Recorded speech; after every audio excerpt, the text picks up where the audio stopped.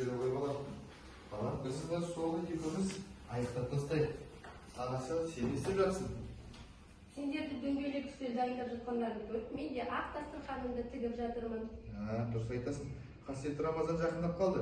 Біз балам екеуміз доңғалақ үстелдің аяқтарын қондырып, аяқтап тастайық. Иә, дұрыс. Жүре ғой балам. Кел, отыр осында сен. Кеше қойған шуруттарды қайда қойдың? Сол шурутты алып кел балам сен. Күлмеген маған керек. Алып келе ғой. Келе ғой, хан балам. Кешегі қойған нелеріңді әкеңе апарып бере ғой. Кел, мына завод ішіне мында. Отыр, deze қой. Балам, сосын ба мынау қасиетті дастархан. Оны аяқпен басуға болмайды. Білдің ба?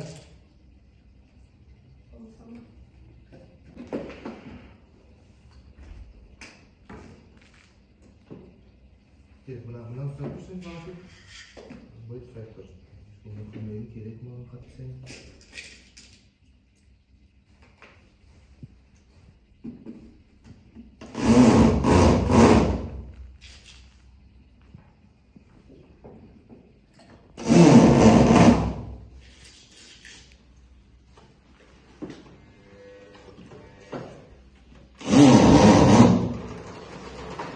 Екінші аяғын қатайтып тастайды. Сен маған көмектес балам. Шуртты алып берейін маған балам. Алып бер ғой, шуртты алып бер ғой. Шында.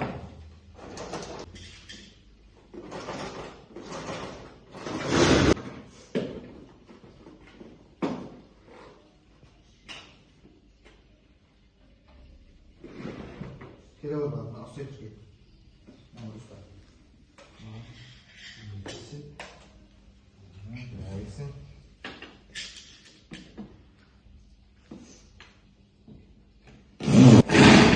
Міне бала, үстелді аяқталып қалды. Енді столды оңдыратып қоямыз.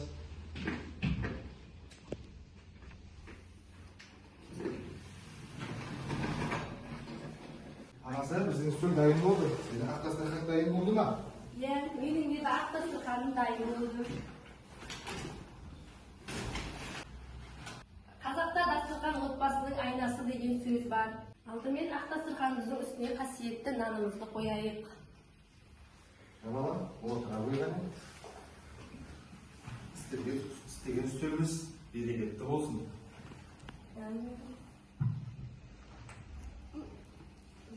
Дастархан құтты болсын.